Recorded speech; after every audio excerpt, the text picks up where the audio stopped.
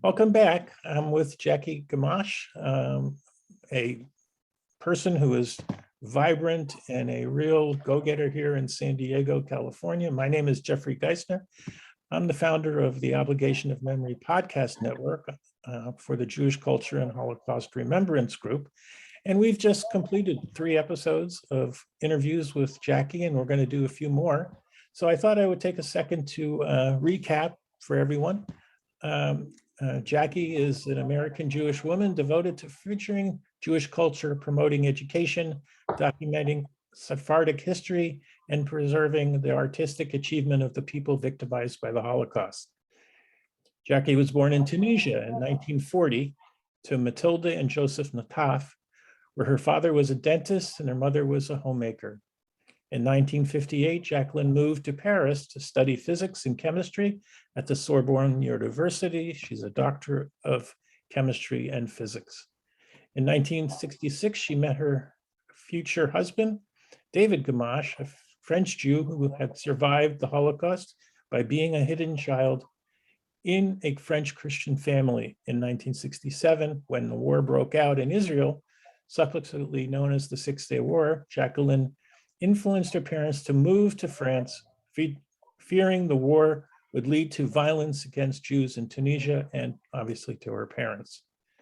Her parents remained in France for the rest of their lives. In the aftermath of the Six-Day War, Jacqueline returned to Israel, did Aliyah, and helped repair the damage to the country. David and Jacqueline were married in 1968 and started a family. In 1975, Jacqueline and David Gmach located to Montreal, Canada, where Jacqueline taught middle school chemistry and eventually became the vice principal at that school. In 1981, Jacqueline and David Gmach moved again, this time to San Diego, California, where the weather is beautiful. We're going to hear today much more about Jackie, but we're going to focus on Jackie's Holocaust lives and a special project that Jackie has launched called We Are a Tree of Life, which is a film. And we're going to talk at length about that project. So welcome back, Jackie. I'm glad you can join us for our number 4 episode. And perhaps you can fill in a little bit about the details about your family, your how many children you have, their names, and the number of grandchildren you have. Yeah, with pleasure. And thank you so much for the invitation, and thank you so much for the relationship. I feel like I know you for years and years and years, even if I am in San Diego for a short while. Too long. I have 3 children. Bronya, from my mother-in-law of the name of Braha, in fact. I have a Yael, and I have a Rebecca. Bronya is just moving to California. She has been a very strong young woman, and she kept going until her age today. She went to MIT, studying MIT, became a kind of banker when I thought she was learning how to be a mechanical engineer. And she has 2 beautiful children, Maximus, who studies at USC, and Maya, who studies at the University of Miami. Yael is not married. She lives in San Diego. She runs a custom framing business in Solana Beach. She loves to sing, and she sings as much as she can. And I think she is extremely appreciated by the San Diego and the La Jolla and Solana Beach, that area community. People really appreciate who she is. She's an artist. Very interesting artist. Rebecca is a mother of 3. We have Yvette, who is really the initiative designer of We Are the Tree of Life, who is today almost 14 years old, and twins, Marco and Maya, who are 10 years old, who are, of course, the most beautiful grandchildren in the world, the most beautiful children in the world. There's nothing better than that. Those are the words of the grandmother, any grandmother. So were your parents alive when your children were born?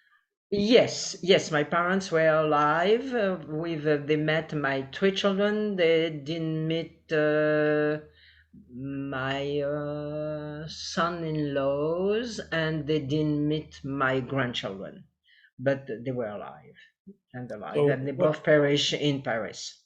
So what influences did your parents have on your children that come to mind? You know, probably our listeners are going to be tired to listen to me as the Sephardi culture. No.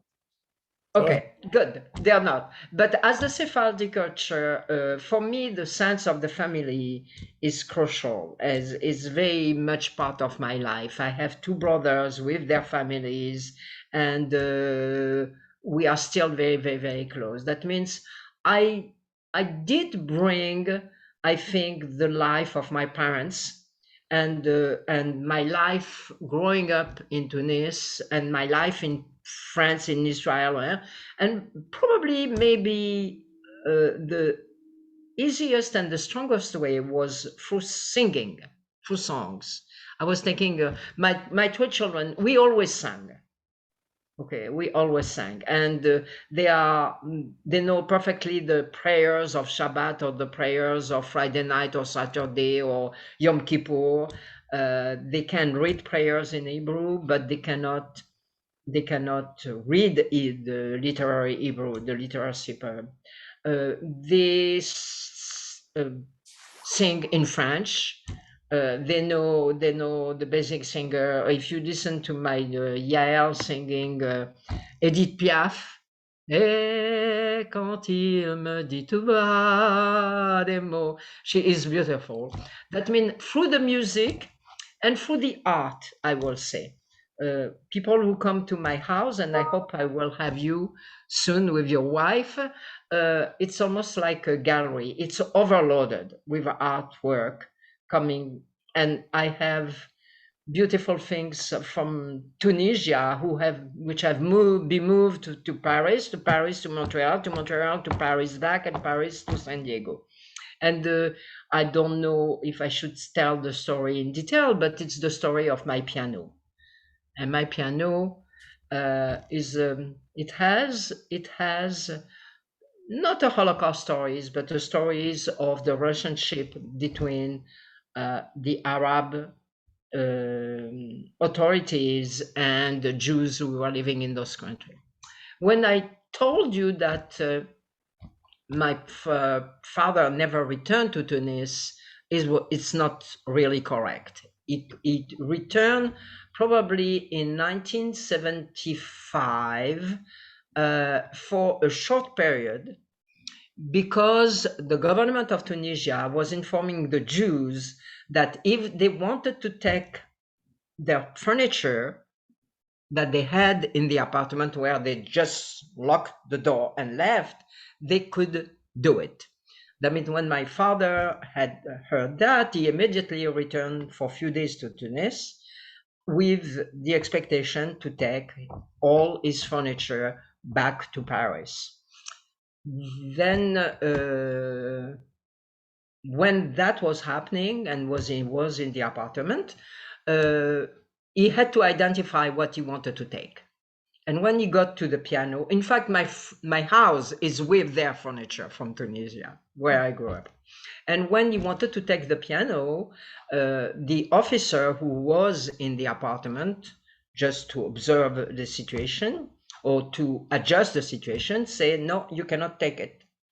He said, "I don't understand. This is the piano that I bought for my wife in 1933, and we are in the 1970s. I bought it for my wife in 1933, and you tell me I cannot take it?" And it's a beautiful Pleyel piano, you know, like the Chopin piano. And my father say, I don't understand. He say, it's such a beautiful, unique piece that we want to keep it in the country. And the negotiation starts, and my father is insisting, and finally the guys tell him, okay, if you show me the receipt that you bought this piano in 1933 for your wife, you can have it. And my father insists, and he said, you are telling me that if I show you the receipt that I bought it in 1943? He says, yes. And my father opened the drawer of his desk, take the receipt, show it to this officer. I don't know what was his grade or whatever, but his rank, I should say. And the piano left, and the piano went to Paris, and after Paris came to San Diego, and today I back to piano lessons, and I play on my player. Oh, beautiful. Beautiful. Yeah. Okay, so we're going to make a little transfer into discussing We Are the Tree of Life. And I want to give you the opportunity, for a few minutes, because we have a lot to cover, and I don't want you to repeat yourself, but I want to give you the opportunity to tell the audience what the Tree of We Are the Tree of Life means to you, and why did you pursue it, and then we'll go through the details of various components of the story. I do recall when we talked yesterday talking about love, and I believe in love. To introduce the project, which is very, very dear to my heart because it is in relation to love, it was at the time of the Pittsburgh massacre of the Tree of Life Synagogue. And I was totally disoriented, horrified. And the reason I was disoriented, horrified, and it's probably in relation to who I am, I was telling myself how a young country like America lives horrific time of racism and anti-Semitism. How did people who came here within X generation for 300 years can commit such horrific acts? And I say, at least in Tunisia, it's thousands of years. And thousands of years, okay, you can have a problem in anti-Semitism. Europe was the same thing, but why in America? And suddenly I thought about my grandchildren, who are American citizens, and primarily about Yvette, who then was 11 years old, the daughter of Rebecca. And I say, Yvette, her father is not Jewish, and I said, doesn't know very much about the Holocaust. Or basically, she doesn't know anything. And I say, I'm going to start to educate Yvette about the Holocaust. Yvette lives in Montana, I live in San Diego, and we started those phone communication to each other, where I was trying in a very, can I say light way, in a very, I don't want to say superficial, but I was adjusting what a kid. I would say age appropriate. Age appropriate, thank you. And age appropriate for an 11 years old. And we talk few communication telephonic. And one day after that, Yvette called me. And she said, Meme, Grandma, look what I did. And I will show one day this design. And she designed a tree, a very colorful tree. And she explained to me that if you have a tree, because of course I was introducing the concept of tree of life. If you have a tree and you think about the roots of the tree, they are very brown because the tree has to be strong. And when in the ground, it is strong, the roots are strong. But if you don't take care of the tree, you cut branches, you don't water it, whatever, the tree loses of its strength. The branches are not as strong, are not as green. And she designed the tree per se as little green circles all over. And I say, Yvette, what are those circles? Are they the leaves of the tree? And you know the kids of today say, Mimi, of course they are the leaves of the tree. What do they want them to do? But at the same time, Mimi, they show survival. I say, what do you mean? She said, you see this little circle? For each leaf is in fact what's happening to us all the time, and what's happening also to me when I go to school and somebody is mean to me. I am sad, and suddenly I go home, I find my family. Those are the words of Yvette. I find my brother, I find my sister, and I find my parents, and I survive. The pain that I had, I'm surviving. Isn't it what you are talking about when you are talking about the Holocaust? And again, I hang up and I say, oh my God. She gave me the sense of not only survival, even if the people perish, but also the survival of the we. She got my message. And that became, we are the Tree of Life. And I think that became what opened the doors, the we are. Because each of us is part of a tree. It's part of a tree, a family tree. It's part of a tree of life. And each of us has the opportunity to see himself, herself, as part of a community, as part of humanity. I say I have to do something with that. Okay, so let's talk about, before we get into the details, what did you do? What did I do? I start talking to people who know me, people who are Holocaust survivors in San Diego. I start talking to representatives of different agencies like the Federation, like the Lichtag Foundation, like my group of people in a very informal way.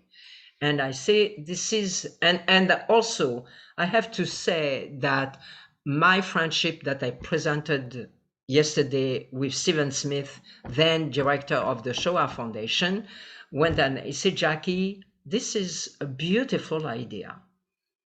And I say, I want to talk to you about it. He said, I don't know what you mean to talk to me about it. I say, look, what I'm thinking about all those inmates who had skills, talents, being a musician, being a writer, being an artist, being a writer. I say all those people who have talents, that talent, those skills help them to survive. And when you search really, and many scholars and historians are doing that, Auschwitz had an orchestra.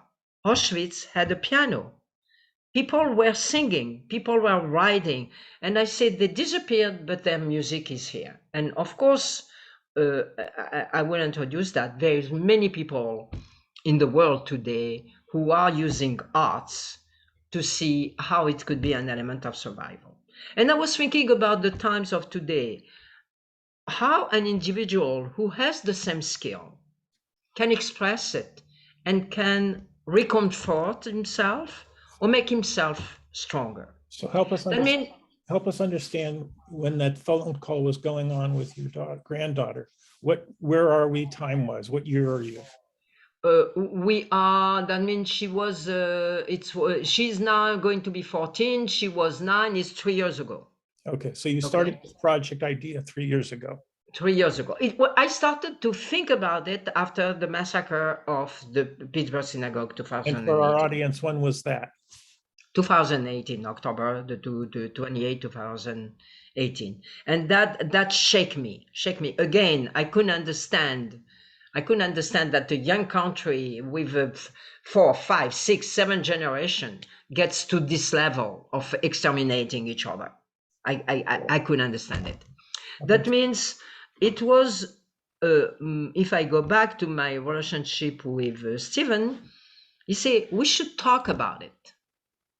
And I say yes. And he gave me the idea of a dialogue.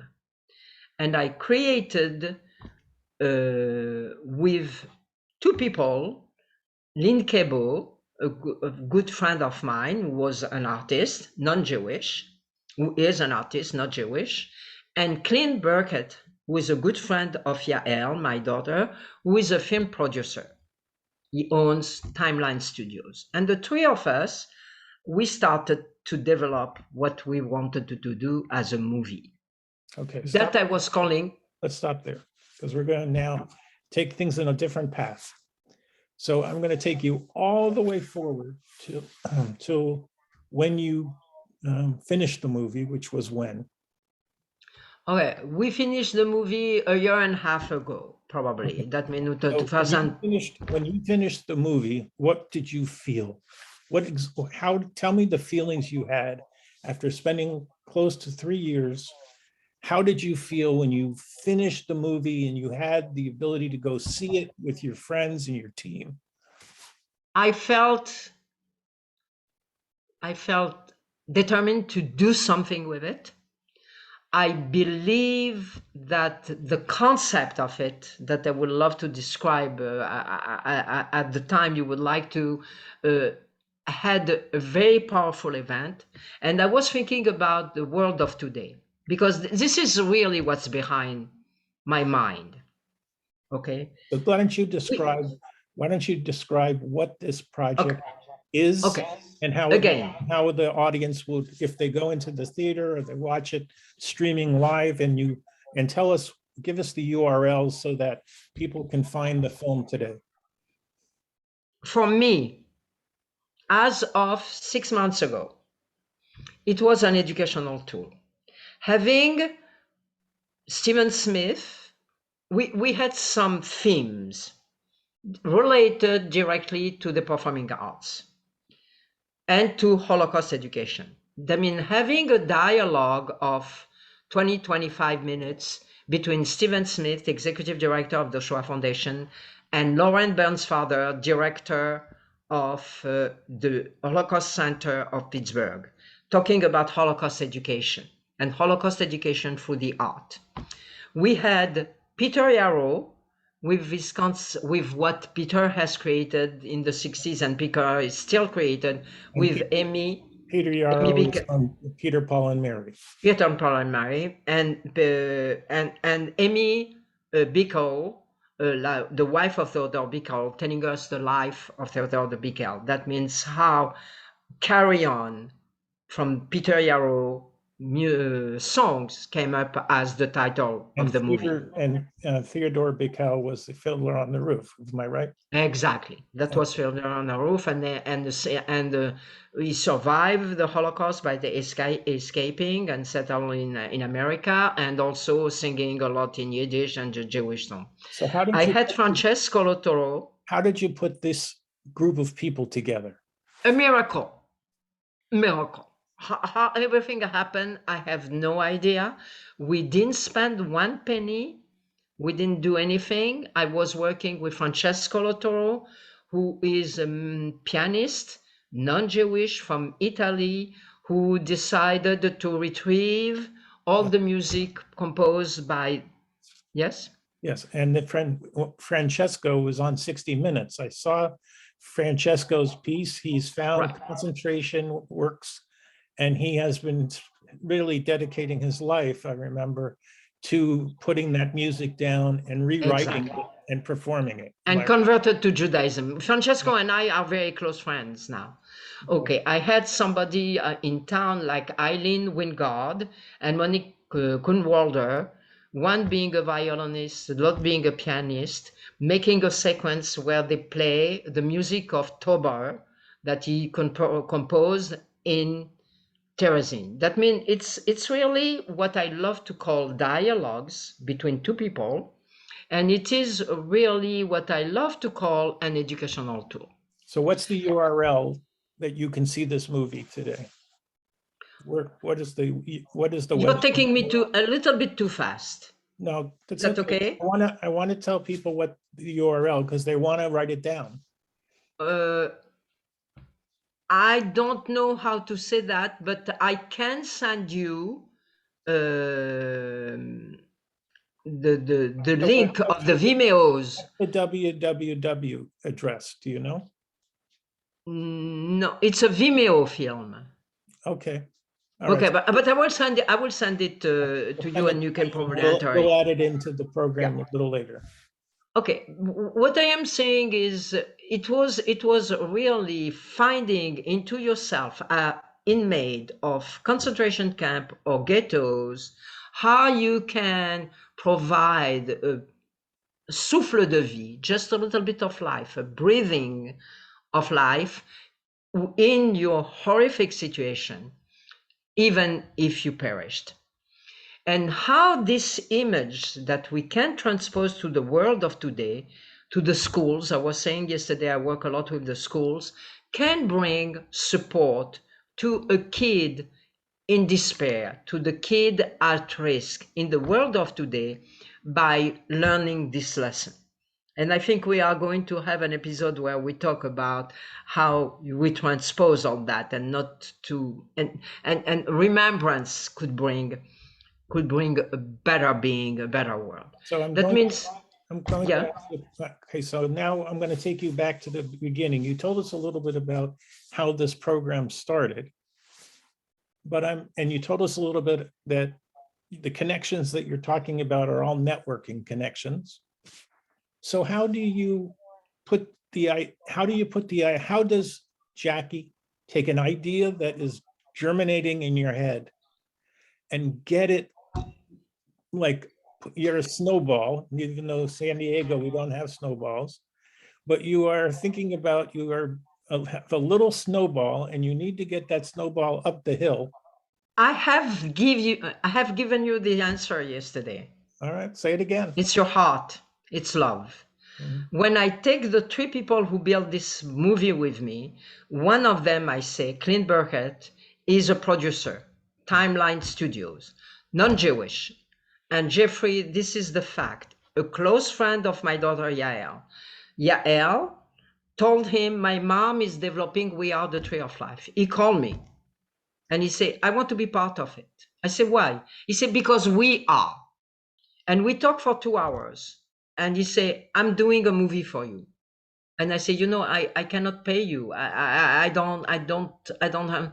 And he said, I'm doing it. And this gentleman for 3 years is making himself available to, not only we have developed what he called the documentary and I called the educational tool, but now he is working very hard in transforming this documentary into a docu-series where we will have episodes of each dialogue individually. You can have an episode, and we are working on that. But his dedication is a matter of love for the project, love for the human being, love for the transmission of information, love for education. It's nothing else. It could have been paid $40,000-$50,000. Now, currently, I have another person by the name of Alan Markovitz, who is an IMAX producer. Alan is my teacher. I tell him, I say, I didn't know very much about the docu-series. I didn't know how you take a docu-series and you create your episodes. Why is he doing it? He has a Holocaust stories in his family, but because he loves the project. That means I always work in a sense of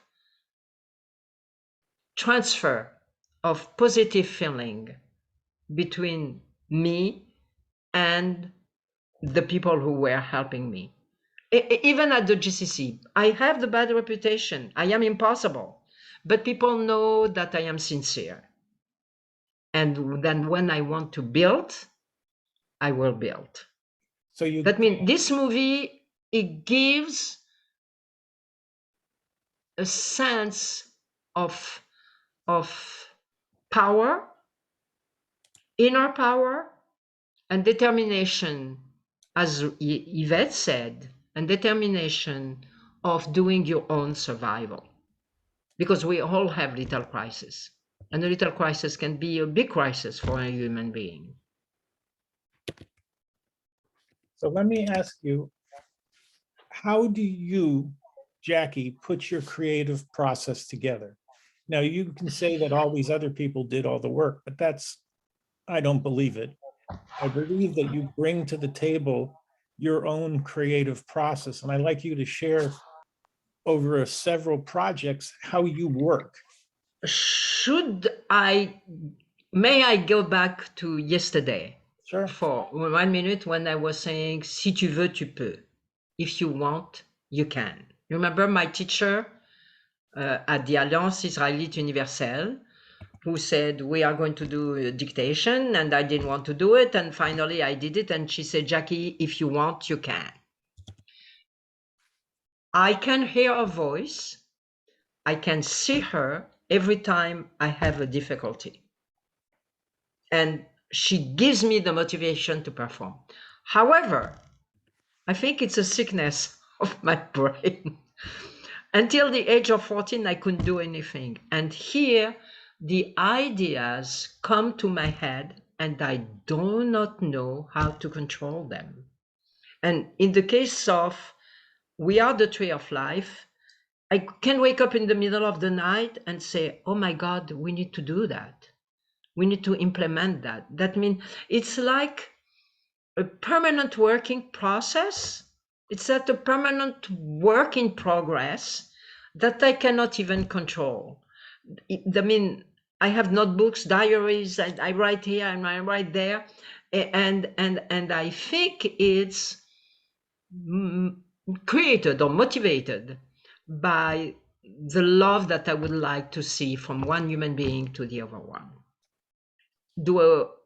And I probably know how to transmit it, but I'm probably working with the right people. Who put the pieces of this program together? I mean, I did. how long is the film?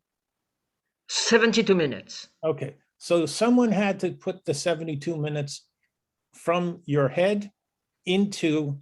That's Clint.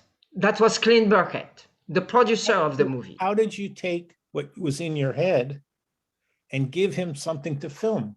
It's not magic. You had to no, of course it's not magic. Let me take, you know, Francesco Lotoro. Let's take the example of Francesco Lotoro, okay? I contacted Francesco Lotoro because I saw his movie 10 years before at the San Diego Jewish Film Festival. Okay, that means it was Il Maestro. I don't know if you have seen his movie introducing his work. I mean, I called them. Well, I am a little bit funny. That means I started to speak in Italiano. And he said, oh, lei parla italiano, ho imparato a Perugia, all'Università per Stranieri. It opens the door. Okay, that means, and I explained to him what I want to do. He says, that's what I am doing. I say, in this case, we should do something together.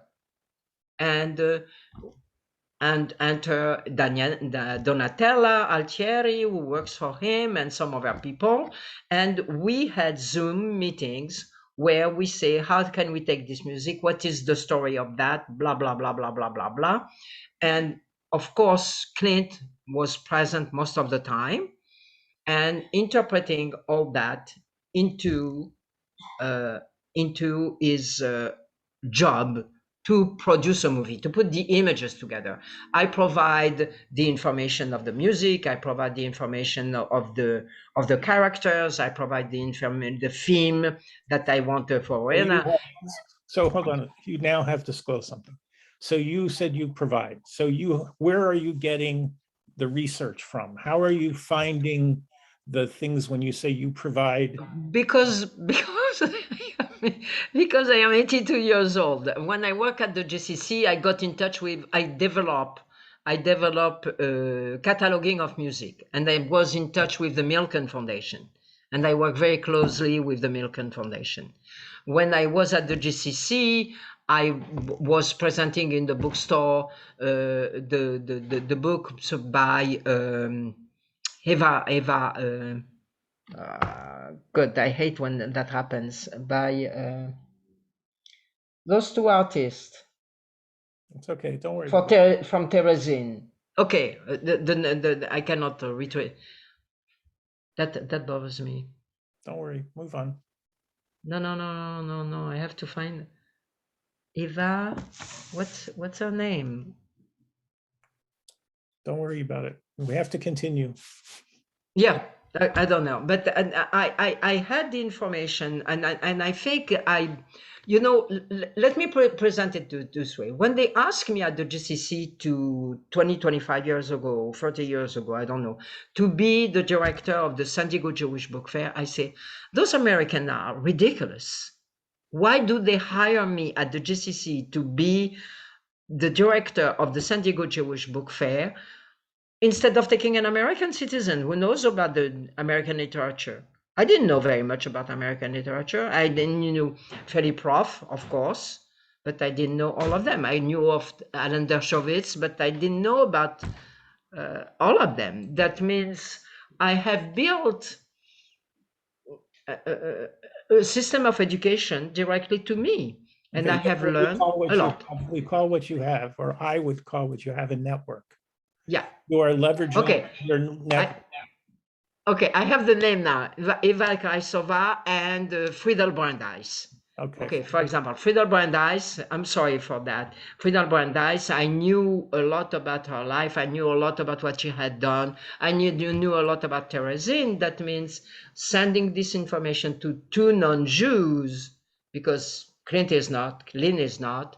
No, but all that was directed by personalities. Okay, so you've talked about getting the Italian, what was his name? I'm sorry. Francesco Lotoro. Okay, you've told us about how you met him. How did you get Peter Yaro into the project? Now I should call David. David? Okay. Viens, you have to be close to me when I say that.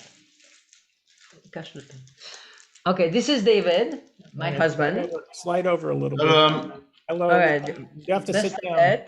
Here. You have to sit down, and Jackie, you need to move a little bit over to the side.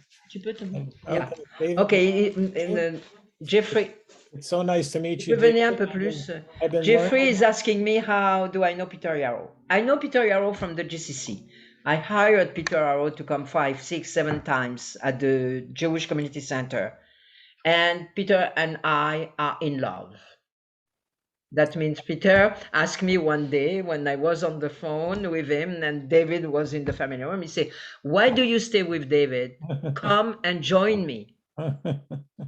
And I said, okay, let me ask permission to David. I'm ready to give money even. Ask permission to David, and he said, no, she cannot go. Well, that means I told Peter, sorry. I got to stop you here a second because I got David. David, don't leave me. No, he's gone. He's got to stay. He's got to stay in the camera. You got him. Okay, so David, I asked yesterday what it was like to have and live with a child survivor of the Holocaust, and she gave me some information. He's gone. He went to have his dinner. All right. No, but that's true with Peter. Peter and I are very, very close. And when I called Peter to tell him about the project, he said, Jackie, it's beautiful. A dialogue, we have to do it with Bikel, because Bikel is survival. And what was the work of Peter Yaro, like the song Carry On, okay, that he sang in 1968 is the reflection. But Francesco, Stephen, the same thing. Like Stephen and I, we are doing a lot of work even today. That means the movie was probably 5-6 hours, by the way. And I was very involved in cutting it and taking it down to 72 minutes. It was shown at Or Shalom and different places. And I Or release Shalom, or the Shalom link. for our audience. Tell us what Or Shalom is for our audience. They may not know what It's a conservative synagogue in San Diego, and one of my reader in the poetry theme section on the poetry theme dialogue is one of their members, and she's the one who facilitated the first projection of We Are the Tree of Life. Yes?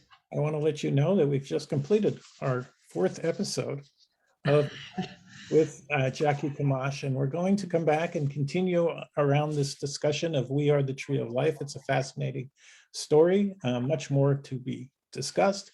I'm Jeffrey Geisner, for the Obligations of Memory podcast network for the Jewish Culture and Holocaust Remembrance, and I'm speaking to Jackie Gmach. We'll be back in a short few minutes.